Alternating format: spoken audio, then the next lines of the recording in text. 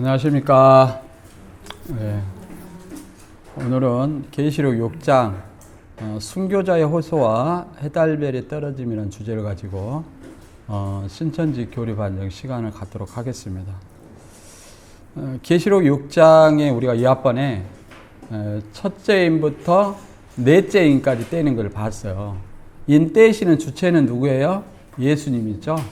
예수님이 왜 어떻게 해서 뗄 수 있냐면 예수님이 십자가로 이기셨기 때문에, 십자가로 이기셨기 때문에 인을 뗐다 그 말은 예수님이 이 십자가 부활 후에 승천하심으로 말 그대로 인을 떼셨다. 그러니까 그 당시에 이미 이 계시록은 펼쳐졌다 이렇게 볼 수 있죠. 그래서 뭐 AD 33년에 뭐 승천하셔서 이 계시록이 그 계시 사도 요한이 patmos섬에 계시 받을 때가 AD 95년경이죠. 이 저자 어떤 배경을 알아야 돼요. patmos섬에서 왜 유배됐느냐? 도미티안 황제 숭배를 거부해서 유배됐다. 총무님, 저거 조금만 약하게 해줘보세요. 아니 여기 선풍기. 소리를.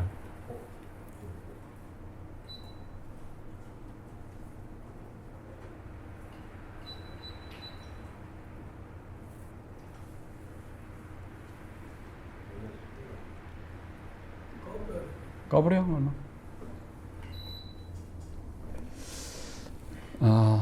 저 선풍기도 기능이 많아가지고 어떤 걸 누를지 몰라 우리가. 아무튼 이제 넷째 인까지 뗐어요. 넷째 인까지 떼고 오늘 이제 9절부터 17절까지가 다섯째 인 때니까 이제 순교자들이 이제 피의 신원을 합니다. 우리 피를 갚아달라. 땅에 거한 자들을 심판해서 우리 피를 갚아달라. 이렇게 얘기를 하는 거예요. 그 다음에 여섯째 인을 뗄 때 이제 하늘의 해달별이 떨어지고, 그 다음에 왕과 장군들, 임금들이 굴과 산 바위 틈에 숨어서 하나님과 어린 양의 진노에서 우리를 가리우라. 이렇게 하는 내용이 들어있어요. 그래서 그거는 이제 심판이죠. 어린 양의 심판. 그래서 이런 내용을 우리가 한번 살펴보도록 하겠습니다. 문제는 우리가 이 앞번에 봤듯이 계시록 6장의 신천지에는 42달 기간 안에 이루어진다는 거예요. 42달 기간 안이라는 것은 80년 9월부터 84년 3월 14일까지라는 거예요. 근데 네 생물이 신천지 네 부서라고 그랬죠. 네 부서. 그 네 부서고 네 말이 그냥 신천지인의 네 사람이에요. 그러니까 신천지인이 네 부서든 네 말이든 네 생물이 명령해서 오는 네 말이든 이것이 신천지인이라면 적어도 신천지인은 언제 출현해요? 84년 3월 14일 날 출현하죠. 그러니까 그들이 출현해가지고 과거로 돌아가서 80년 9월부터 심판할 수 있어요? 없어요? 없다는 거예요. 이런 어떤 큰 틀의 모순을 우리가 생각해 볼 수 있습니다. 본문을 한번 읽어보도록 하겠습니다. 6장 9절부터 17절까지 시작. 다섯째 인을 떼실 때 내가 보니 하나님의 말씀과 저희의 가진 증거를 인하여 죽임을 당한 영혼들이 제단 아래 있어 큰 소리로 불러 가로되 거룩하고 참되신 대주제여 땅에 거하는 자들을 심판하여 우리 피를 신원하여 주지 아니하시기를 어느 때까지 하시려나이까 하니 각각 저희에게 흰 두루마리를 주시며 가라사대 아직 잠시 동안 시대 저희 동무종들과 형제들도 자기처럼 죽임을 받아 그 수가 차기까지 하라 하시더라. 내가 보니 여섯째 인을 떼실 때에 큰 지진이 나며 해가 총단같이 검어지고 온 달이 피같이 되며 하늘의 별들이 무화과 나무가 대풍에 흔들려 선 과실이 떨어지는 같이 땅에 떨어지며 하늘은 종이축이 말리는 같이 떠나가고 각 산과 섬이 제자리에서 옮겨오매 땅의 임금들과 왕족들과 장군들과 부자들과 강한 자들과 각 종과 자주자가 굴과 산 바위 틈에 숨어 산과 바위에게 이르되 우리 위에 떨어져 보좌 위에 앉으신 이의 낫에서와 어린 양의 진노에서 우리를 가리우라. 그들의 진노의 큰 날이 이르렀으니 누가 능히 서리요 하더라. 이제 크게 보면 이제 두 가지 내용이 나오죠. 어린 양이 인을 떼는 것은 책을 펼친다는 겁니다. 그래서 책을 펼치면서 이제 심판의 내용이 나오는 거예요. 그래서 계시록에서는 이 심판을 재앙이라고 얘기를 해요. 그래서 인 떼는 재앙, 그 다음에 나팔 부는 재앙, 그 다음에 대접 재앙. 점점 이 재앙이 확대가 되어 가는 거예요. 예를 들어서 인 떼는 재앙이 예를 들어서 인 떼는 재앙이 뭐 적은 어떤 4분의 1 그러잖아요. 4분의 1을 심판했다면 나팔 재앙은 3분의 1이에요. 점점 커지죠. 그 다음에 대접 재앙은 온 지구적으로 펼쳐지는 어떤 재앙이에요. 점점 재앙이 확대되어 가는 것으로 설명하고 있습니다. 이 재앙이라는 것은 심판이고, 심판은 불신자에게 심판은 믿는 자에게 구원이에요. 항상 심판과 구원은 동시에 이루어진다. 이렇게 우리가 이해를 하시면 좋을 것 같아요. 여기도 어린 양의 진노에서 우리를 가리우라. 진노의 어떤 심판을 얘기하는 겁니다. 진노의 큰 날이 이르렀으니, 진노의 큰 날은 뭐예요? 주재림 때를 얘기해요. 주재림으로 심판을 하거든요. 주재림으로 심판과 구원이 이렇게 갈라지는 거예요. 그래서 주재림 때를 이렇게 얘기를 합니다. 그 다음에 이제 본문을 요약해 보면, 우리가 다시 한번 요약해 보면, 계시록 5장의 봉안책의 내용이 신천지는 계시록 전장이라고 얘기하는데, 계시록 전장이 아니라 계시록 4장 이후에 마땅히 될 일을 이제 보좌 구성을 보여주고, 5장에 7인으로 봉안책을 어린 양이 십자가로 이기시고 취하시는 내용까지 계시록 5장이에요. 그래가지고 5장이 이제 예수님이 이기셨기 때문에 인을 뗄 수 있는 분이다, 이렇게 얘기를 하는 겁니다. 그래서 6장에서는 이제 인을 6개 인을 떼는 거예요. 6개 인을 떼면 이제 환난과 심판에 대한 내용이 나옵니다. 그래서 이것이 어린 양의 인을 떼시면서 심판하는 거예요. 그 다음에 계시록 환난의 어떤 큰 내용은 제가 조금 전에도 얘기했듯이 7인의 재앙이 있고요, 7 나팔의 재앙이 있고 7 대접의 재앙이, 이렇게 심판이 점점 확대되어 나가는 것을 우리가 알 수 있습니다. 그리고 심판 받는 그 사람들에게는, 불신자에게는 재앙으로 다가오는 거예요. 재앙. 그래서 3대 재앙 이렇게 얘기합니다. 인재왕, 나팔재앙, 대접재앙, 이렇게 얘기를 하는 겁니다. 그리고 이제 6장 9절부터 17절까지는 우리가 첫째 인부터 넷째 인까지는 네 생물이 네 말들을 들어서 심판을 했잖아요. 네 말들을 들어서 심판했어요. 그런데 이제 오늘 9절부터 17절까지는 이제 다섯째 인과 여섯째 인의 떼는 사건을 얘기를 하는 겁니다. 그래서 다섯째 인을 떼고 죽임을 당한 순교자의 피해 호소로 땅에 거하는 자들 심판해 달라고 얘기를 하는 겁니다. 그러니까 이 죽임을 당한 사람들이 누가 죽이냐? 죽인 존재가 뭐냐? 순교를 시킨 존재가 누구냐? 땅에 거하는 자들이라는 거예요. 땅에 거하는 자들의 박해로 인해서 순교를 했다, 이걸 얘기를 하는 거예요. 그리고 순교를 얘기를 하는 것은 도미티안 그 황제 시대를 배경으로 하는 것입니다. 왜 그러냐면은 그 박해가 없을 때 어떻게 순교를 당할 수 있어요? 그렇죠? 그리고 이 순교자들은 도미티안 황제 시대를 배경으로 하고, 더 나아가서는 이 순교자들은 뭘 상징하냐? 순교자들만 부활하는 건 아니잖아요. 그래서 주 안에서 죽은 자, 예수를 믿다 죽은 자를 상징한다, 이렇게 보시면 될 것 같아요. 그 다음에 12절에서 17절까지 내용은 이제 여섯째 인 때고, 해달별이 떨어지고 대지진으로 산과 섬이 제자리에서 옮기운다, 이렇게 얘기합니다. 그리고 재앙을 당하는 이 세상 사람들이 굴과 상 바위 틈에 숨어 하나님과 어린 양의 진노에서 우리를 가리워 달라고 얘기를 하는 겁니다. 그래서 누가 하나님과 어린 양 앞에 서리오 이렇게 마지막 17절에 얘기했죠. 그래서 이제 6장에서는 그걸 심판하고 하나님 앞에 올바로 설 수 있는 사람이 누구냐? 그것이 이제 계시록 7장 인마전 14만 4천과 흰 옷 입은 셀 수 없는 큰 물이 이렇게 얘기를 하고 있습니다. 그는 이 다음 시간에 알아보고요.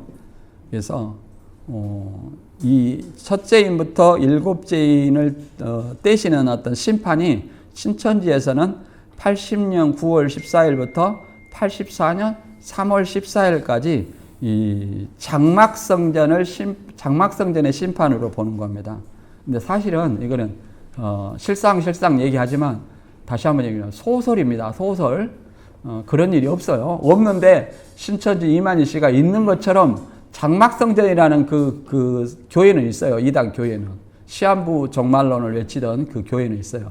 유인구, 유재열을 교주로 했던 그 교회는 있었어요. 그러나 나머지 이만희가 만들어낸 소설을 그들은 신천지인들은 그 말씀대로 이루어진 실체로 믿고 있다는 사실입니다. 그래서 순교자들도 봐보세요. 땅에 거하는 자들이 멸망자요 청지기 교육원이라면 이 땅에 거하는 자들에 의해서 죽었다는 거예요. 그렇잖아요. 그러니까 이 순교자들이 땅에 거하는 자를 심판해서 우리 원수를 갚아달라 이렇게 호소를 하잖아요. 그러면 이 순교자들도 어디서 나와야 되냐면 장막성전에서 42달 기간 안에 나와야 돼요. 그런데 그런 일이 있어요, 없어요? 없잖아요. 그러니까 이런 거 물어보면 대답을 하겠어요? 못하죠. 이런 걸 물어볼 때 순교자들이 누구냐 이렇게 물어보면 안 되고 먼저 땅에 거하는 자들이 멸망자고 청지기 교육원이냐 이렇게 물어봐야 돼요. 그런 다음에 그러면 이들에게 죽임을 당한 순교자들인데 순교자들이 과연 42달 기간 안에 장막성전에서 죽은 자들이 있느냐? 없어요. 이게 소설이라는 얘기죠. 이게 모순이라는 걸 얘기하는 거예요. 그 다음에 두 번째는 해달별이 배도한 장막성전이며 굴과 산 바위가 멸망자 이방 교단의 소속이 되었다. 이렇게 얘기합니다. 그래서 여기서 이방 교단이라는 것은 바벨론이고 바벨론은 청지기 교육원이라는 거예요. 청지기 교육원은 뭐냐 이렇게 생각할 사람이 있는데 목회자를 청지기라고 합니다. 그러니까 목사들 학원이에요. 목사들 학원이 뭐 기독교를 대표합니까? 뭘 대표합니까? 아무것도 아니에요. 그냥 우리가 학교 다닐 때 부족한 공부를 학원에서 하죠. 그런 것처럼 똑같이 목사들이 예를 들어서 공부를 다시 해보고자 만든 모임이 오평호 목사가 만든 모임이 이 청지기 교육원이에요. 그러니까 여기 멸망자하고는 아무 상관이 없는 거예요. 근데 여기서 막 이런 논리를 만들어내는 거예요. 배도자, 멸망자, 구원자. 배도자는 장막성전, 멸망자는 청지기 교육원, 구원자는 이만. 이런 논리를 만들어내는 거예요. 그 다음에 다섯째 인뗄 때 순교자의 피해 호소를 보면 이제 이렇게 크게 이제 네 가지로 알아볼 수 있습니다. 순교자는 84년 3월 14일 날 신천지 창립 이전에 순교한 자인가 이렇게 보면 신천지에서는 순교자가 나오면 안 돼요. 그렇잖아요. 땅에 거하는 자들이 멸망자고 청지기 교육원이라면 42달 기간 안에 죽어야 되고 신천지는 순교자가 나오면 안 돼요. 근데 신천지 책에 보면 신천지 교리서에 보면 신천지에도 순교자라고 공식적으로 교리가 나온 것이 있어요. 그러면 이것은 논리에 맞습니까? 안 맞죠. 그리고 42달 안에 나온다는 것도 불가능하죠.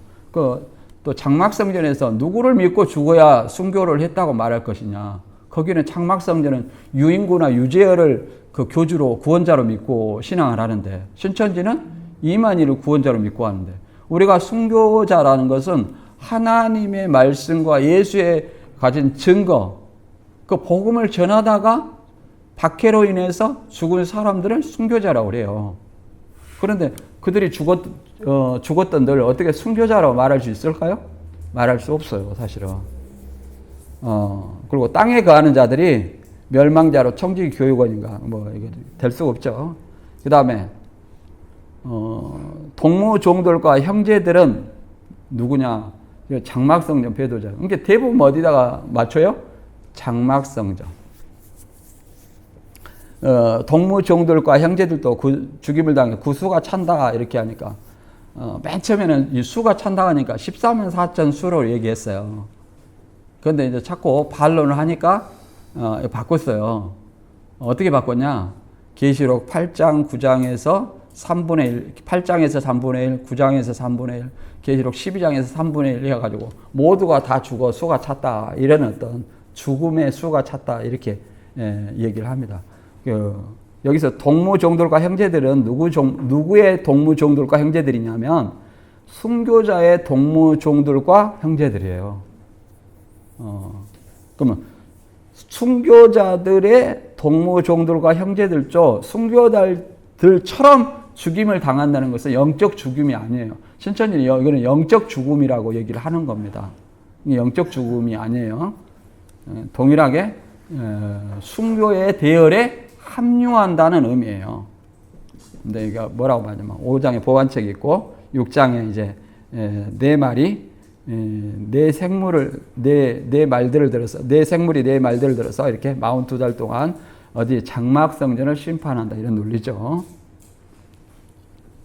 6장 9절에서 11절 이렇게 읽어보면 자, 다섯째 인을 떼실 때 내가 보니 하나님의 말씀과 저희가 가진 증거를 인하여 죽임을 당한 영혼들이 제단 아래 있어 큰 소리로 불러 가로되 거룩하고 참되신 대주제여 땅에 거하는 자들을 심판하여 우리 피를 신원하여 주시 아니하시기를 어느 때까지 하시려나이까 하니 각각 저희에게 흰 두루마리를 주시며 가라사대 아직 잠시 동안 시대 너희 종무들과 형제들도 자기처럼 죽임을 받아 그 수가 차기까지 하라 하시더라. 자기처럼 순교자들처럼 죽임을 당해라 그 말은 똑같이 순교자의 대열에 합류하는 것을 의미합니다. 근데 그러니까 순교자의 수가 차는 거예요. 그 말 그대로 얘기를 하면. 근데 여기서 이 죽임을 당했다 그 말은 이제 순교의 어떤 순교자들을 얘기하는데 어떻게 해서 이 순교를 하게 됐냐? 그러니까 이 계시록은 도미티안 황제 시대 배경을 가지고 있다고 그랬잖아요. 도미티안 황제는 AD 85년부터 95년까지, 96년까지 암살 당하기까지 약 15년 동안 치리한 황제입니다. 그래서 네로 박해 이후에 가장 그 큰 박해가 도미티안 황제 박해예요. 그래서 뭘로 박해를 했냐면 네로 박해하고는 좀 달라요. 도미티안은 하나님이 아니죠. 근데 로마에서는 선정을 베푼 황제를 사후에 원로원이 신으로 승격시켜줘요. 그리고 그 신상을 만들어가지고 신전에 그리스 로마 신화의 그 신들처럼 신전을 만들어가지고 그 신상을 거기에 두고 1년에 한 번씩 주와 하나님으로 고백하게 하는 거예요. 그게 황제 숭배입니다. 그런데 이 도미티안 황제는 살아있는 자신을 신으로 승격시켜요. 그래서 신전을 만들어 놓고 거기에 신상을 세워 놓고 뭐라고 하냐면 이제 제사장으로 하여금 1년에 한 번씩 숭배하게 하는 역할을 하는 거예요. 그래서 숭배하지 않는 자는 다 죽여요. 그래서 이제 사도 요한도 그 황제 숭배를 기독교인들은 황제 숭배를 할 수 없죠. 왜 그러냐면 예수님이 우리 주와 하나님인데 도미티안 황제를 주와 하나님으로 이렇게 고백할 수 없잖아요. 그것이 뭐예요? 배도라고 말할 수 있어요. 그래서 할 수 없기 때문에 황제 숭배를 거부하고 반모섬으로 유배된 거예요. 그 유배 중에 이 계시록의 말씀을 받은 겁니다. 그리고 안디바도 서머나 교회 안디바도 이 도미티안 황제 시대에 순교를 한 거예요. 우리가 이제 폴리캅 순교도 많이 얘기하는데 폴리캅은 155년경에 이제 황제 숭배를 거부해서 이제 돌아가신 분이에요. 화형당했죠. 이제 그렇게 우리가 그러면 도미티안 황제 이 짐승과 그의 우상 이 계시록 14장 11절과 12절에 보면 짐승과 그의 우상에 경배하고 그의 이름의 표를 받는 자는 누구든지 밤낮 쉼을 얻지 못하리라 이렇게 얘기했는데 경배라는 것은 하나님에게만 해당되는 말이에요. 그러니까 그 계시록 19장에도 22장에도 뭐라고 그랬어요? 천사가 사도 요한이 천사에게 경배하려니까 오직 경배는 누구한테만 해라? 하나님에게만 해라 그랬잖아요. 그래서 근데 이 짐승과 그의 우상에 경배하라 그 말은 하나님이 아닌 존재가 자기를 주와 하나님으로 이렇게 경배하게 하는 존재가 있다는 거예요. 그게 누구냐면 도미티안 황제예요. 그래서 여기서 짐승이라는 존재는 도미티안 황제를 얘기해요. 물론 뭐 이 짐승이 666 짐승인데 네로라는 말도 있고 뭐 교황이라는 말도 있고 뭐 여러 가지 말이 있어요. 도미티안 황제라는 말도 있고 그 다음에 뭐 베리침 이게는 말도 안 되는 얘기고 이런 얘기가 있지만 저는 그 도미티안 황제로 봅니다. 왜 그러냐면 자 그의 우상에게 그러면 도미티안 황제가 있고 그의 신상을 반드시 세워놓고 황제 숭배를 해야 되죠. 여기에 딱 떨어진 사람이 네로도 아니고 교황도 아니고 도미티안 황제예요. 그리고 황제 숭배를 하면 그 이름의 표를 줘요. 황제 이름이 기록된 황제 이름과 그 다음에 숭배한 날짜를 기록한 도장을 이렇게 찍어주는 거예요. 그게 666 표예요. 그 당시에 666 표. 이 표를 가진 자는 살아서 매매를 할 수 있어요. 경제활동을 할 수 있어요.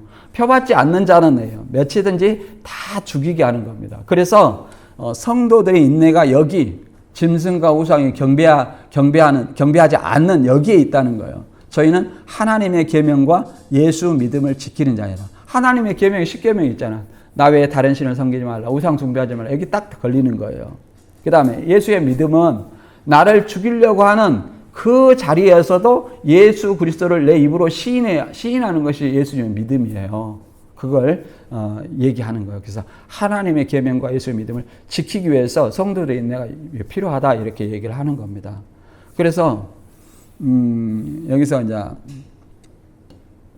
이 사건을 계시록 13장에서는 또 구체적으로 설명하는데 계시록 13장에서는 크게 두 짐승으로 묘사하고 있어요. 첫째 짐승과 둘째 짐승, 바다 짐승과 땅 짐승 이렇게 얘기를 하고 있는데 첫째 짐승은 바다에서 나오는 짐승이에요. 그래서 바다에서 한 짐승이 나오는데 뿔이 어리고 머리가 7이라 그 뿔에는 10멸관이 있고 그 머리들은 참남된 이름들이 있더라. 3절에 보면 이제 그 7머리 중에 그의 머리 하나가 상하여 죽게 된 것 같더니 그 죽게 되었던 상처가 나음에 온 땅이 이상히 여겨 짐승을 따르고 이렇게 얘기를 합니다. 그러니까 여기서 이제 7머리 10뿔 짐승은 바벨론의 7머리 10뿔인데 바벨론은 그 당시에 로마를 얘기합니다. 그 당시에 그 당시 기독교인들은 바벨론 하면 다 알아먹어요. 왜 그냥 바벨론 하면 예루살렘 멸망시킨 나라. 그러면 현재 우리를 박해하고 있는 존재 로마구나. 이거 금방 알아먹어요. 그러면 거기에 7머리 10뿔은 뭐예요? 로마 황제들을 얘기를 하는 거예요. 그 중에 하나가 뭐예요? 666 짐승인데 3절에 그러잖아요. 머리 하나가 상하여 죽게 같더니 그 죽게 됐던 상처가 나오면 마치 이 짐승이 죽었다가 살아난 것처럼 여겨지는 머리가 있다는 거, 머리 중에 하나가. 그게 누구냐면 도미티안 황제이고 666 짐승이고 첫째 짐승이라 얘기할 수 있어요.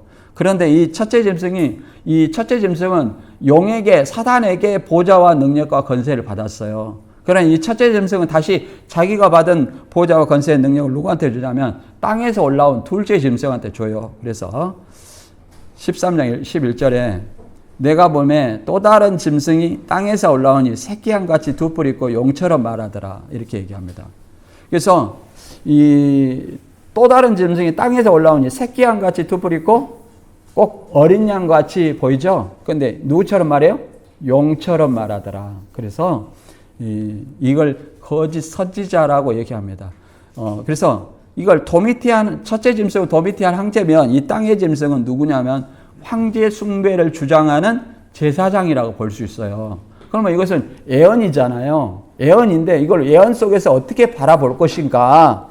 첫째 짐승은 하나님이 아닌 존재, 하나님 아닌데 자기를 하나님이라 하잖아요. 이걸 뭐라고 하냐면 적그리스도라고 그래요. 그리고 이 하나님이 아닌 존재를 믿게 하는 거예요. 하나님으로. 그걸 뭐라고 그래요? 거짓 선지자라고 그래요. 그래서 이 땅에서 올라온 둘째 짐승을 거짓 선지자라고 말합니다. 그래서 말세에 적 그리스도와 거짓 선지자들의 미혹을 주의하라고 했죠. 그래서 많은 거짓 선지자들이 나온다 이렇게 얘기하고 있습니다. 여기서 보면 13장 14절에 보면 이제 첫째 짐승 앞에서 받은 바 이정을 행함으로 땅에 거하는 자들을 미혹하여 땅에 거하는 자들에게 이르기를 칼에 상하였다가 살아난 짐승을 위하여 우상을 만들라. 그러니까 이 첫째 짐승의 우상이죠. 이게 반드시 이것에 역사적으로 맞아 떨어져야 돼요. 근데 도미티안 황제가 이게 딱 맞아 떨어지는 거예요. 그래서 여기서 땅에 거하는 자들도 나오는데 이 짐승에게 속한 자들이에요. 땅에 속한 자들은 이게 불신자들 있죠. 당시에는 이제 노마에 속한 그리스도 외의 사람들이라 얘기를 할 수 있죠. 그 15절에 또 저가 짐승의 우상에게 경배하지 아니하는 자는 몇이든지 다 죽이게 하더라. 이 역할을 누가 했냐면 땅에서 올라온 새끼랑 같은 두 뿔 가진 짐승이 얘기를 한 거예요. 이 역사를 한 거예요. 처음 짐승에 경배하게 하고 처음 짐승을 위해서 우상을 만들어 가지고 이 우상에게 경배하게 하는 거예요. 그리고 경배하지 않는 자는 뭐야? 몇이든지 다 죽이게 해요. 이것이 뭐예요? 순교의 역사예요. 그래서 이 말 그대로 땅에 거하는 자들을 심판하여 우리 피를 신원하여 주시니 어느 때까지 하랍니까? 그러니까 이 땅에 거하는 자들 곧 이 짐승과 이 땅에서 올라온 이 짐승에게 속한 자들이 뭐예요? 누구를 주겠다? 그리스도인들을 순교를 시켰다는 걸 알 수 있어요. 황제 숭배를 하는 사람들. 그래서 순교가 나오는 겁니다. 그 다음에 이제 사복음서에도 그러잖아요. 마태 10장 28절에 몸은 죽여도 영혼은 능히 죽이지 못하는 자들 두려워 말고 오직 몸과 영혼을 능히 지옥에 멸하는 자를 두려워할지니라 이렇게 얘기를 하는 겁니다. 근데 우리 인간은 육신을 가진 존재라 그러잖아요. 황제 숭배 그러잖아요. 황제 숭배 안 하면 다 너희 죽인다 그러니까요. 우선 뭐가 급해요? 내 목숨이 급해. 그러니까 베드로처럼 나는 아니다 하고 그렇게 딱 갔다는 거예요. 그런데 그런 자들을 여기서 계시록에서 이기는 자가 있고 이긴 자가 있는데 이긴다는 것은 뭘 얘기하냐면 내가 예수 그리스도를 믿다가 그러잖아요. 예수 그리스도를 시인하고 하나님 말씀 예수에 가진 증거로 시인하고 죽는 거, 내 몸이 죽는 것이 순교한 것이 이긴 자예요. 다른 것이 이긴 것이 아니라 그 사람이 이긴 거예요. 그래서 계시록 14장 13절에 내가 들으니 하늘에서 음성이 나서 가로되 기록하라. 자금 이후로 주 안에서 죽은 자들이 복이 있도다 하심에 성령이 그러하시다. 성령이 가라사대 그러하다. 저희 수고를 그치고 시리니 이는 저희 행한 일이 따름이라 하시더라. 그래서 주 안에서 죽은 자. 그러니까 순교자들은 누구 안에 죽은 거예요? 주 안에서 죽은 자들 상징하는 거예요. 그래서 땅에 거하는 자들은 누구냐면 아까도 짐승과 바다 짐승과 땅 짐승에 속한 뭐라고 그랬어요? 모든 사람들이라고 그랬죠.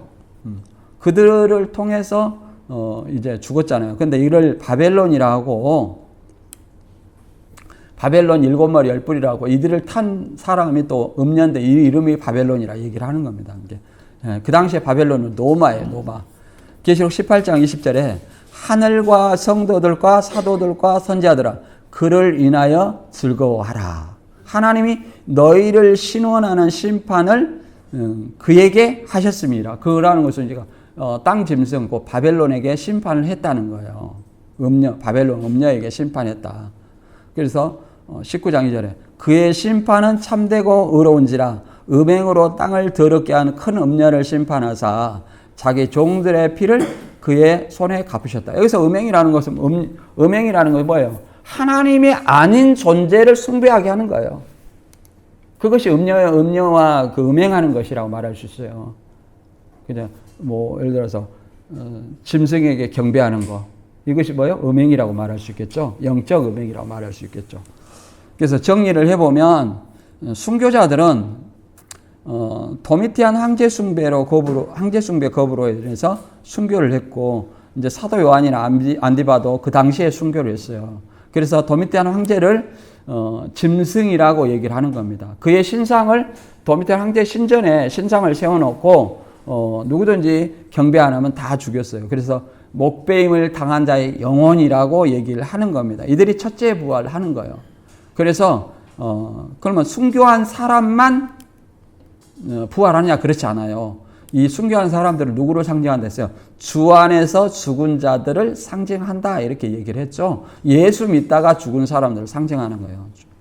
그래서 신천지는 이것을 84년 3월 14일 이전에 순교한 자들, 땅에 거하는 자들이 누구냐면 신천지는 멸망자 7머리 10뿔 짐승이고 청지기 교육원이라 이렇게 말하니까 그들은 42달 기간만 역사했어요. 그러니까 장막 성전에서 이 순교자가 나와야 돼요.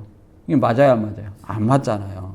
그래서 땅에 거하는 자들은 하나님의 백성을 핍박하고 죽이는 바벨론이고 당시에 로마를 얘기를 하는 겁니다. 베드로전서 5장 13절에 이렇게 나와요. 로마라고 얘기해요. 왜 그냥 박해 시대에 로마라고 이렇게 적으면 그들이 로마의 박해가 그 안에도 있는데 더 심해지겠죠. 그래서 이게 묵시나 이렇게 서신서를 기록할 때 이렇게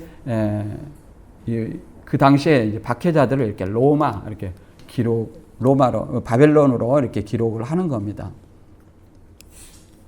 그리고 땅에 거하는 자들이 있으면 반대로 하늘에 거하는 자들이 있어요. 하늘에 거하는 자들은 누구냐면 하나님의 성도를 얘기하는 거예요. 여기서 계시록 13장 6절에는 뭐라고 말하냐면 장막 곧 하늘에 거하는 자, 이들을 7절에서는 성도들이라고 얘기하고 이들을 핍박해서 죽이는 거예요. 그리고 우리가 예수 그리스도를 믿으면 어디에 시민권을 가졌어요? 하늘의 시민권을 가졌다는 것은 내가 죽으면 어디를 간다는 거야? 내 시민권이 있는 곳으로 가는 거예요. 그 다음에 신원이라는 것은 복수하다, 처벌하다 이런 어떤 뜻이에요. 복수하다. 그러니까 우리 피값을 갚아주라 이런 얘기죠. 우리 피값을 갚아주라. 누구를 심판해서? 땅에 거하는 자들을. 그리고 그들에게 흰 두루마기를 주었다. 그 말은 주님의 피로 믿음을 지켜 이긴 자예요. 정결함으로 이긴 자. 이게 음녀의 황제 숭배를 하지 않는 자. 오늘날로 말하면 적그리스도와 거짓 선자에게 미혹되지 않는 자라고 얘기할 수 있겠죠. 그리고 이 흰 두루마리를 입은 사람들은 뭐냐면 이긴 자라고 그래요. 죽은 자를, 예수 믿다가 죽은 자를 뭐라고 그래요? 이긴 자, 천상교회 성도, 승리한 교회. 이 지상교회는 뭐예요? 이기는 자. 그 다음에 전투하는 교회 이렇게 봅니다. 그래서 계시록 3장 5절에도 이기는 자는 이와 같이 흰 옷을 입을 것이요. 종말론적으로 승리한 자에게 뭘 줘요? 흰 옷을 주는 거예요. 그래서 계시록 7장 14절에도 흰 옷 입은 무리가 어디서 나왔냐 이렇게 얘기하니까 세상 환란에서 나오는 자들, 어린 양의 피에 씻어서 환란에 나온 자들이다. 그 말은 어린 양의 피, 예수 그리스도의 대속 사역을 믿어서 의롭게 된 자이며 나왔다는 것은 이 세상 사람이 아니라는 거예요. 이 세상에 있는 사람은 다 누구나 환란을 겪어요. 요한복음 16장 33절에 그러잖아요. 너희가 세상에서 환란을 당하나.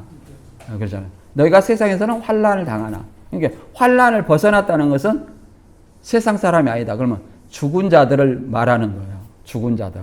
그러니까 순교자들이고 더 나아가서 주 안에서 죽은 자들. 그 천상교회 성도를 얘기를 한다.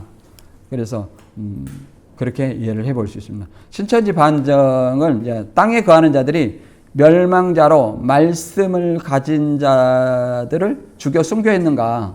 장막성전에 그런 거 없죠. 계시록 6장은 멸망이가 42달 안에 청지기 교육원에 장막성전에서 육신이 죽어 순교한 자들이 있는가? 이게 이렇게 물어보면 답을 못 하겠죠. 그 다음에 동무종들과 형제들이 장막성전 배도전인가 뭐 대부분 뭐 다 장막성전에다가 맞추죠. 깨어 맞추는 거잖아요. 깨어 맞추는 거잖아요. 여기 보면 6장 11절에 이제 동무종들과 형제들이 나오는데 이걸 현대어 성경으로 한번 읽어볼게요. 그러자 그들에게 애복인 흰 두루마리가 한 벌씩 주어졌으며 이런 말이 그들에게 들려왔습니다. 아직도 땅 위에서는 너희 믿음의 형제들 가운데 순교를 당하여 너희들의 대열에 들어올 사람들이 있으니 그때까지 좀 더 쉬며 기다리라. 이렇게 얘기하고 있어요. 이제 수가 차기까지 얘기했는데 봐보세요. 그러면 여기 그들은 누구예요? 순교자들이죠? 순교자들의 흰 두루마리를 줬다는 거예요. 그럼 이긴 자라는 거예요. 흰 옷을 입은 자는 이긴 자라는 거예요. 승리자, 천사교회 성도다. 그런데 아직도 땅 위에서는, 지상에서는 살아있는 사람이에요. 너희 믿음의 형제들, 땅 위에서는 그러면 이 흰 두루마리에 있는 사람들 어디에요? 하늘에서, 제단 아래에서 순교자들이죠.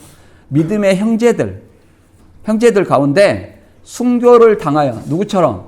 순교자들처럼 순교를 당하여 너희들 대열에, 순교자의 대열에 들어올 사람이 있으니 그때까지 좀 더 쉬고 기다리라. 이렇게 얘기를 합니다. 근데 죽임을, 아직 잠시 동안 쉬되 그 수가 차기까지 하라 하시더라. 그러면 이 죽은 자들, 주 안에서 죽은 자들 언제까지 쉽니까? 이걸 보면 그 수가 찰 때까지가 언제까지인지를 알아요. 수가 찬다는 것은 여기서 말 그대로 충만하다는 어떤 뜻을 가지고 있어요. 충만하다, 채워진다 이런 어떤 뜻을 가지고 있어요. 그러니까 순교자의 수가 채워지는 어떤 기간이 있는 것이 아니라 이 기간은 정확하게 순교자들이 쉬는 기간이라고 말할 수 있어요. 언제가냐면 예수 그리스도 재림하시기 전까지 주 안에서 잠자는 날이 있어요. 예수 그리스도 재림하면 주 안에 잠자는 들이 다시 부활을 하는 거예요. 자다가 일어나는 거예요. 그렇기 때문에 언제까지요? 재림 때까지 쉬는 거예요. 그러면 순교자들은 언제까지 순교를 해야 돼요? 예수님이 재림 때까지 순교자들처럼 순교할 사람이 있다. 또 예수 믿다가 죽을 사람이 있다. 이런 얘기예요. 언제까지? 주 재림 때까지. 이제 신천지는 이걸 어떻게 보냐면 동무종들, 신들로서 동료 노예라고 이렇게 얘기하는데 형제들은 장막성전의 배도자라고 이렇게 얘기합니다. 근데 여기 현대어 성경에 잘 나와 있죠. 쉽게 복음을 믿고 살아있는 그리스도인들을 얘기합니다. 그리스도인들이 믿음의 형제들이 순교자들처럼 죽임을 받아 그 수가 차기까지 하라 얘기합니다. 수가 차기까지 너희 순교자들은 쉬라 얘기하는 거예요. 주 안에서 잠잔다 이렇게 표현하죠. 죽은 자들을. 그래서 수가 차기까지는 충만하다 이런 어떤 뜻이 있어요. 그래서 언제까지? 재림 때까지. 신천지는 이걸 어떻게 얘기했냐면 분명히 누가 봐도 순교자들이에요. 앞으로 순교할 자들이고. 근데 아직 순교하지 않았으니까 이 땅에 그리스도인들을 얘기하는 거죠. 이 땅의 그리스도인들. 동무종들과 형제들은 누구요? 이 땅에 살아있는 그리스도인들을 얘기해요. 그런데 신천지는 죄를 짓고 회개하지 않아서 계시록 2장과 3장처럼 죄를 짓고 회개하지 않아서 영이 죽은 장막성전 교인이다. 이렇게 얘기하는 거예요. 이만희 씨가 편지 써갖고 회개하라고 했는데 회개 안 했다는 거예요. 반증을 보도록 하겠습니다. 저희 동무종들과 형제들이 장막성전 교인들이 배도하여 영이 죽은 것을 말하는 건 아니다. 동무종들과 형제들은 순교자들과 같이 살아있는 믿음의 형제들이다. 그들이 죽는다는 것은 영이 죽는 것이 아니라 순교자들처럼 믿다가 순교하는 것을 말한다. 더 나아가서 주 안에서 죽는 것을 얘기한다. 수가 차기까지 하라 하는 것은 신천지가 어떻게 얘기하냐면 8장의 3분의 1, 나팔부로 3분의 1, 9장의 3분의 1, 계시록 12장의 3분의 1 이렇게 하고 장막성전을 심판해서 영이 다 죽는다는 것을 의미한다. 이렇게 설명하는 겁니다. 3분의 1, 3분의 1 그러면 온전히 다 죽죠? 이렇게 수가 찬다는 거예요. 그러니까 특정한 문맥을 보지 않고 특정한 단어에 매여 있으면 이렇게 왜곡한다는 거예요. 우리가 베리칩도 그러잖아요. 바코드니 컴퓨터니 이것은 뭐예요? 매매라는 수단에, 매매라는 글자의 한정에서 보다 보니까 그런 얘기가 나오는 거예요. 베리칩이다, 바코드다, 요새는 그러죠? 매매는 신용카드다 이렇게 얘기를 하잖아요. 그 다음에 순교자의 수가 찬다는 때는 여기 보면 찬다라는 것은 플로레오로 채우다 충만하다는 뜻입니다. 주 재림 때까지 하나님 나라 완성, 주 재림 때 하나님 나라 완성할 때까지 주 안에서 순교자는 쉬고, 그러잖아요. 쉬고, 나머지 이제 충만하게 찬다는 순교자들이 순교한다, 그렇게 이해를 하시면 좋을 것 같습니다. 신천지인들은 어떻게 설명했냐 봐보세요. 땅에 가는 자들은 계시록 성취 때 사단이 함께하는 사람들을 가리킨다. 좀 애매하게 얘기하는 거야. 하도 비판을 많이 하니까. 사단이 함께하는 사람은 뭐예요? 멸망자고, 멸망자는 일곱 머리 열뿔이고, 일곱 머리 열뿔은 청지교육원이다. 이렇게 이해를 하시면 돼요. 순교자들이 그들을 심판해 달라고 하는 이유는 사단이 들어선 사람을 심판해야 사단의 형체를 드러내면 자신들을 죽인 사단을 심판하는 것과 같기 때문이다. 무슨 말이에요? 사단이 들어쓴 사람을 심판해 사단의 정체를 드러내면, 이게 쉽게 말해서 청지기 교육원이 목사지만 사실은 목사가 아니라 사단이 들어쓰는 사람이다, 이렇게 정체를 드러낸다는 거예요. 이게 그 신천지 출신이 아니면 이게 성경 공부 이 책 가지고 하면 이게 무슨 말인지 몰라요. 그렇잖아요. 이게 무슨 말이겠어? 정체를 드러낸다니. 그런 어떤 의미입니다. 그 다음에 동무종들과 형제들도 어떻게 봤냐면, 여기도 맞게 해놨어요. 순교자들의 동무종들과. 처음에는 이렇게 안 했어요. 장막성전에 영이 죽은 자들 이렇게 얘기했어요. 근데 순교자들의 동무종들과 형제들은 이렇게 맞게 써놨죠. 근데 배도한 7 금초대 장막 목자와 성도들이라 이렇게 얘기해놨어요. 그러니까 이게 좀 달라지죠. 어떻게 죽었냐? 순교자들의 동무종들도 자기 순교자들처럼 죽음을 달라면 똑같이 순교해야 돼요. 근데 뭐라고 했냐면, 배도자들은 계시록 2장과 3장에 지적한 죄를 짓고도 회개하지 아니하여 그 영이 수치스러운 죽음을 당한다. 그러니까 영이 죽었다는 거예요. 이제 수가 찬다는 것은 8장 3분의 1, 9장 3분의 1, 12장 3분의 1 이렇게 수가 찼다고 얘기를 하는 겁니다. 수가 찬다는 것은 그런 의미가 아니었죠. 그 다음에 해달별이 떨어진가, 어린 양의 심판이라 했는데 한번 보도록 하겠습니다. 해달별이 떨어진 것이 장막성전의 멸망인가? 상과섬이 제자리에, 해달별은 목자 전도자 성도라고 그래요. 그래갖고 장막성전의 목자 전도자 성도 이렇게 보는 겁니다. 상과섬이 제자리에서 옮기는 것이 이방 소유가 되는 것인가? 상과섬이 제자리에 옮기는 것을 장막성전이나 간판을 장로교 간판을 달았다. 그래갖고 소유권이 변경됐다, 이렇게 얘기를 해요. 근데 소유권이 간판 달면 변경되는 겁니까?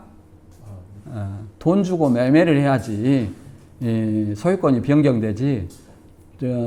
간판 달아서 소유권이 변경되면 저녁마다 좋은 건물에다가 간판만 붙이면 되겠네요. 그러니까 말도 안 되는 얘기를 그렇게 믿고 있는 거예요. 그 다음에 땅의 임금들과 왕족들과 장군들이 장막성전 교인인가, 이렇게 한 것입니다. 왕족은 간부, 장군들은 이렇게, 그 다음 그 아래 간부, 중진들, 이런 식으로 보는 거예요, 신천지가. 다 어디다 맞춰서 해석하죠, 지금? 장막성전에다 맞춰서 해석하죠? 이게 성경을 보는 눈만 있으면 얼마나 이게 어설프고, 진짜 이상한 것인지를 몰라요. 그런데 이런 것에 빠진다는 것은 얼마나 성경에 무지했던가를 알아야 돼요. 봐보세요.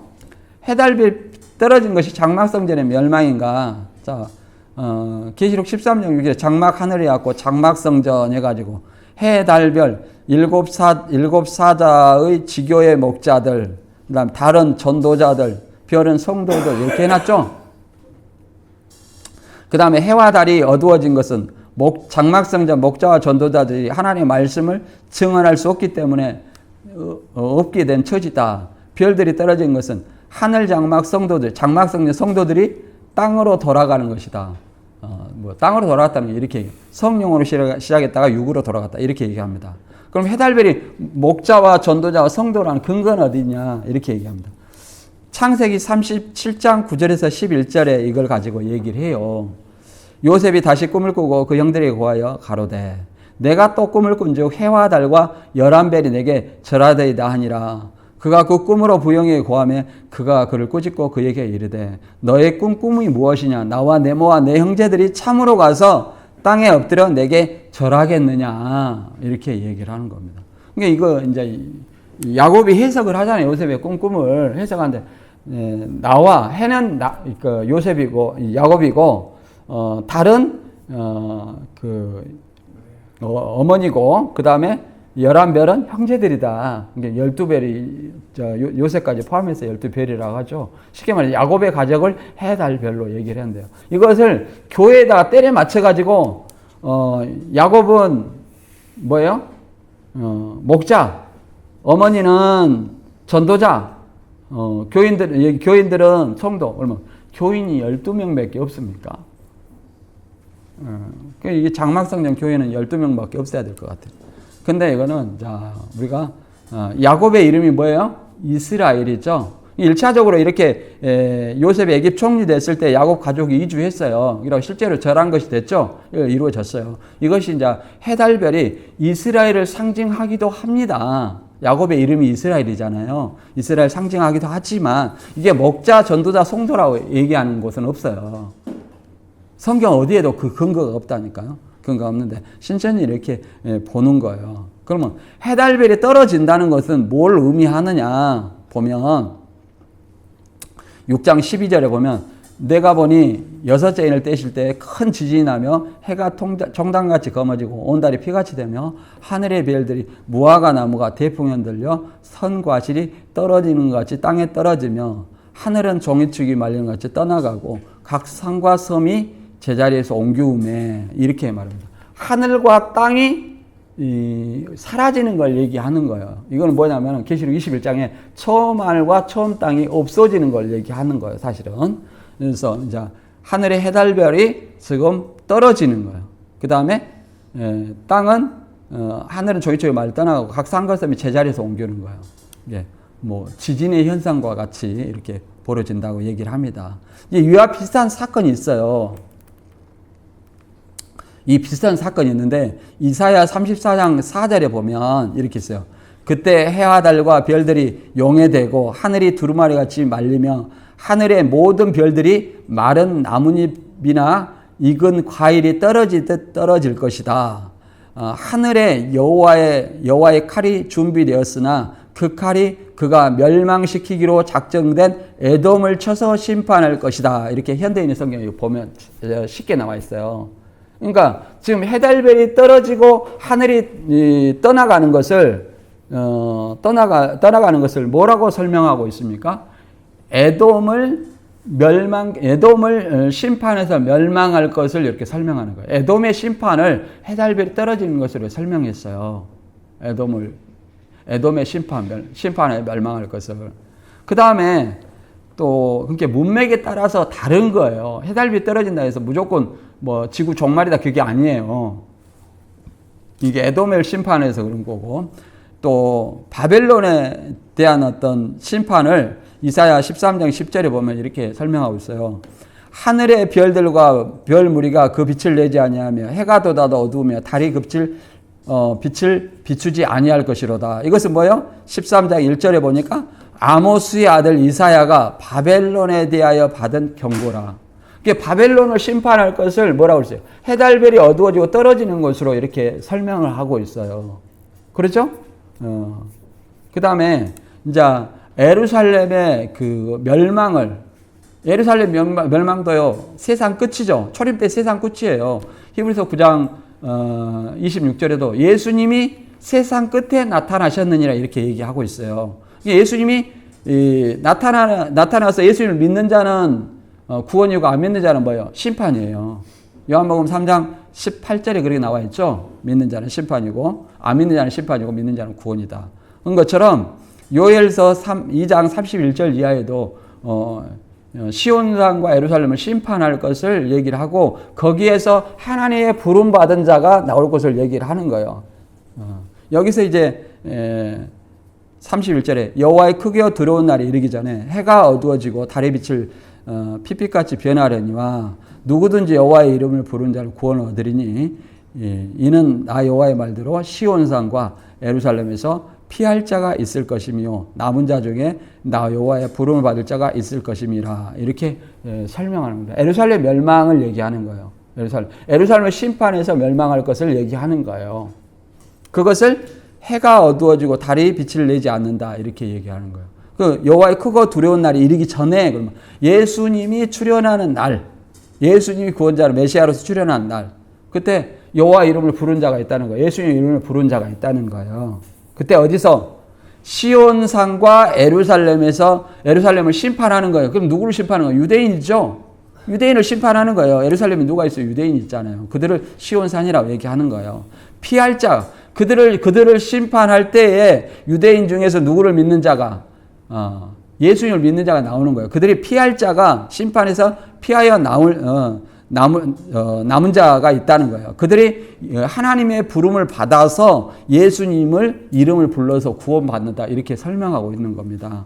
그래서 여기도 심판과 구원 얘기하는 거예요. 이 계시록 6장에도 이거요. 마지막 때에 그러잖아요. 예수 재림 때에 이런 일이 이렇게 이제 처음 하늘과 처음 땅 없어지고 새 하늘 새 땅이 나타난다. 이렇게 예수님 재림 때 심판과 구원을 이렇게 설명해 주고 있는 것입니다. 해달별이 떨어진다는 것은 그래서 정의를 하면 종말에 있을 세상의 심판을 얘기하는 거예요. 종말에 있을 심판은 뭐 이만희를 믿냐 안 믿냐로 이렇게 교주를 믿냐 안 믿냐로 심판하는 건 아니에요. 지금 성경을 가르치고 신천지로 데려가는 것은 이만희를 믿냐 안 믿냐로 이렇게 심판해 데려가는 거예요. 아니 그건 아니다는 거예요. 그 다음에 신천지는 이것을 장막성전의 목자, 전도자, 성도가 배도에 멸망당함을 말한다. 이렇게 얘기합니다. 이건 아니죠. 그다음에 산과 섬이 제자리에서 옮겨온다. 이것은 종말에 있을 처음 땅의 심판을 얘기합니다. 산과 섬이 옮겨오는 것은 이제 지각 변동을 연상하게 하는 얘기예요. 이게 바벨론 심판할 때 이런 얘기가 있죠. 계시록 16장 20절에도 각 산과 산악도 없어지고 바벨론을 심판하니까 산악도 없어졌다는 거예요. 처음 땅이 없어진 걸 얘기하는 거예요. 이것을 신천지는 뭐라고 얘기하냐면 산과 섬이 제자리에 옮겼다는 거예요. 장막성전은 그대로 있는데 장막성전의 간판을 장로교 간판, 이삭 장로교회로 바꿔가지고 장로교 소유로 바뀌었다. 소유권이 변경됐다. 이렇게 얘기를 하는 거. 그때가 언제냐면 80년 9월 14일이라고 얘기하는 거예요. 멸망의 시작의 시점이죠. 이렇게 얘기하는 겁니다. 그 다음에 채달별이 장막성 요것을 통과하고 그 다음에 자 땅의 임금들과 왕족들과 장군들이 장막성전 교인인가 뭐 교인이라고 얘기해놨어요. 구체적으로 뭐 임금들은 왕족이고 뭐 임금들과 왕족들은 왕족이고 장군들은 뭐 중직이고 뭐 이런 식의 해석이에요. 다 지혜에 따라서. 계시록 16장 15절에 이제 하늘과 땅이 심판받아 없어지죠. 그러니까 그 땅에서 사는 땅의 임금들과 왕족들과 장군들과 부자들과 강한 자들과 각 종과 자주자는 그 땅에 사는 모든 사람들 얘기하는 거예요. 지 고아를 막론하고 모든 사람들. 땅의 임들과 왕족들과 장군들과 부자들과 강한 자들과 각 종과 자주자가 굴과 산 바위 틈에 숨어 산과 바위에게 이르되 우리 위에 떨어져 보좌에 앉으신 이의 낫에서와 어린 양의 진노에서 우리를 가리우라. 그들의 진노의 큰 날이 이르렀으니 누가 능히 서리오 하더라. 하나의 진노의 큰 날은 뭔 날이에요? 그 주 재림 때예요. 주 재림 때 그렇잖아요. 예수님을 안 믿는 이 땅에 사는 모든 자들, 그렇잖아요. 모든 자들, 지 고아를 막노라고 모든 자들. 이것은 그 모든 자들, 뭐 계시록 19장 18절에도 왕들의 살과 장군들의 살과 장사들의 살들과 뭐 이렇게 얘기했고, 계시록 13장 뭐 짐승에 표받는 어떤 그 사건일 때 각 종과 자주자, 모든 자를 얘기를 하는 겁니다. 모든 자가 표받는다겠죠. 그래서 모든 자를 얘기하는 거예요. 모든 자가 굴과 산 바위 틈에 숨어 산과 바위에 우리에 떨어져서 보좌의 어린 양의 진노에서 우리를 가려오라. 그러니까 주 재림 때 이들이 심판에 주님의 심판에서 피할 수 있어요, 없어요? 피할 수 없다는 것을 얘기하는 겁니다. 굴은 뭐고 산은 뭐고 이걸 얘기하는 건 아니에요. 그래서 땅의 임금들과 왕족들과 장군들은 이제 그 당시에 로마 황제나 총독, 왕족 이런 것들로 볼 수도 있지만 계시록 13장 16절에 그런 말이 나오잖아요. 나오지만 종말론적으로 우상 숭배와 불신자들 곧 세상의 모든 사람들이 불신자들이 심판받는 것을 설명하는 겁니다. 신천지는 이걸 장막성전에 배도한 교인들이라고 얘기를 하고 있어요. 그리고 어린 양의 진노에서 산과 바위에 숨는다는 것은 종말에 불신자가 심판을 받는 모습을 설명하는 거고요. 심판의 괴로움을 암시하는 겁니다. 다시 말해서 주의 날에 악인이 숨을 수도 없는 심판을 받게 된다. 이렇게 얘기를 하는 겁니다. 우리가 이제 이와 비슷한 말을 보면 호세아 10장 8절에 보면 이런 게 있어요. 이스라엘 백성이 우상을 섬기는 악의 산당은 파괴되고 가시와 엉겅퀴가 자라 그 제단을 덮을 것이니 그들이 높은 산을 향하여 우리를 가려라 할 것이며 낮은 산을 향하여 우리를 위해 무너져라 할 것이다. 이렇게 했지만 하나님의 심판에서 숨기울 수 없다. 이게 비슷한 얘기가 있어요. 왜 이렇게 하냐면 이들이 불신자고 하나님을 믿지 않는 자라는 것은 범죄한 자라는 것은 창세기에도 이런 유사한 사건이 있어요. 아담과 하가 범죄한 후에 나무 뒤에 숨었죠. 그것을 연상시키게 합니다. 그러니까 하나님 심판을 두려워서 숨은 거예요. 창세기 3장 8절에 보면 그들이 그날 이것은 선악과를 따먹고 나서 자기의 벗은 것을 알았죠.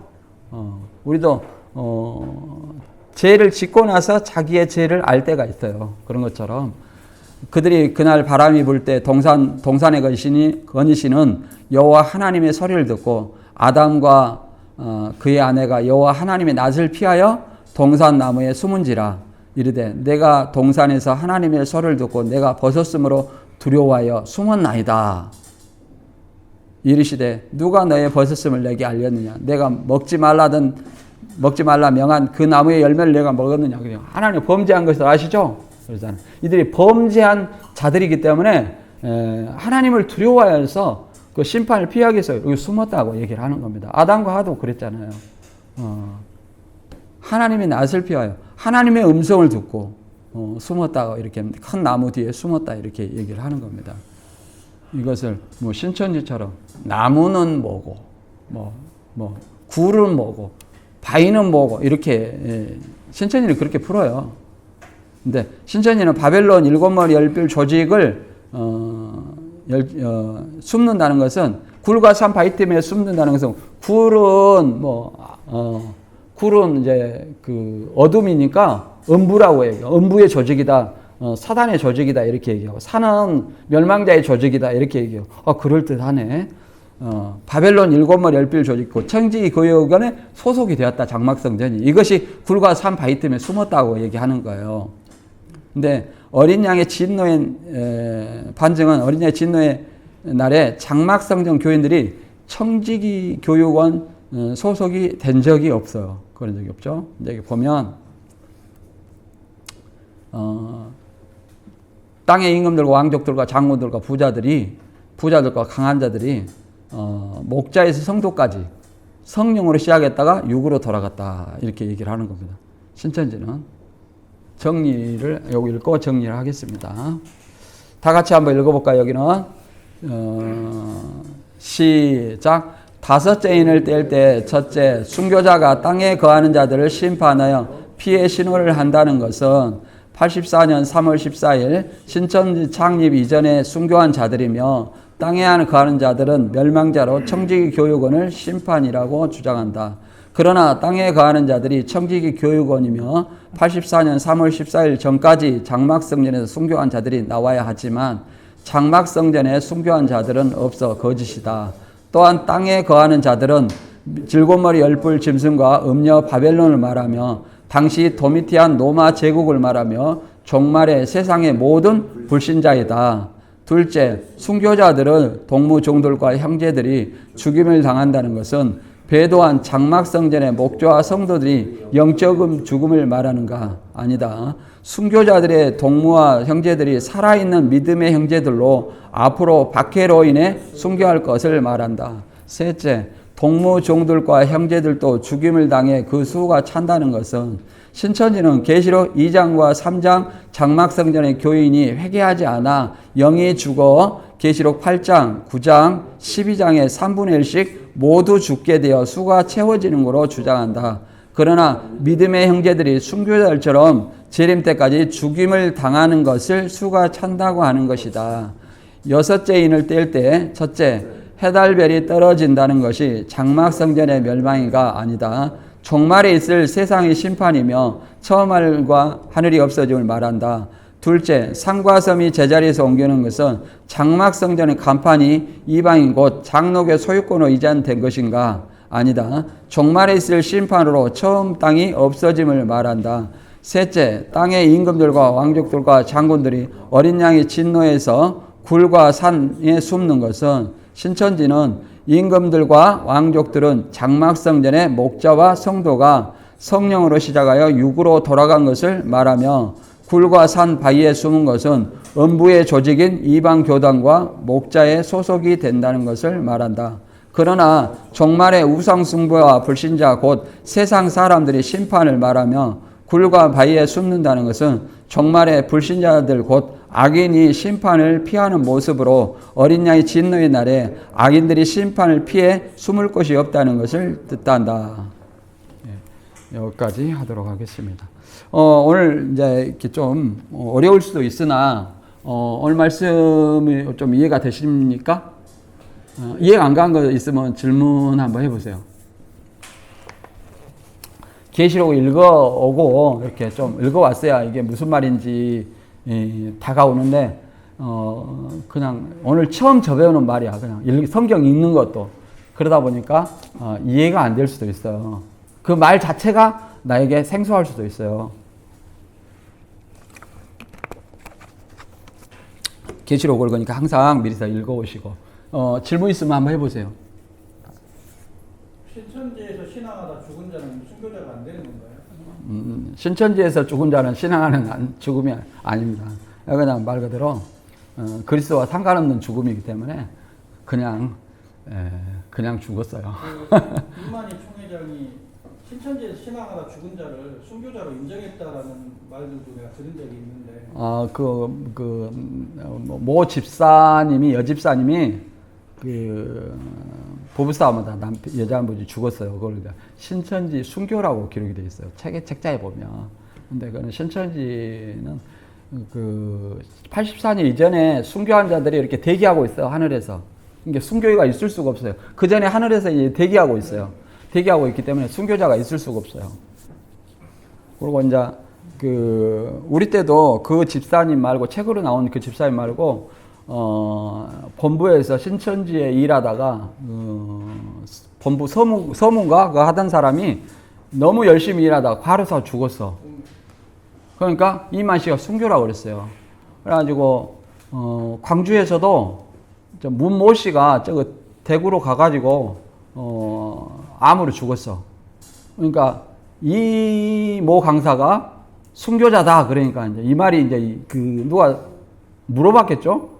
이 문모 강사는 순교자냐? 이렇게 물어봤던 게 이만 씨가 듣고 노발대발해가지고 누가 순교자라고 했냐고 아주 단상에서 난리를 쳤던 기억이 납니다.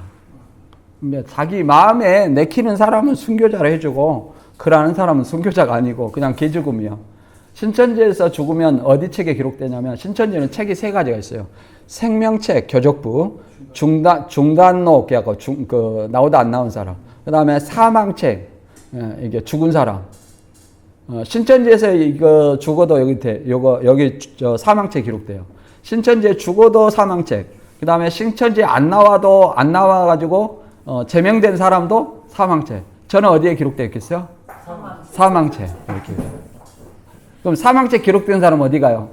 지옥 가겠죠? 말도 안 돼요. 신천지에 죽으면 지옥 가는 거예요.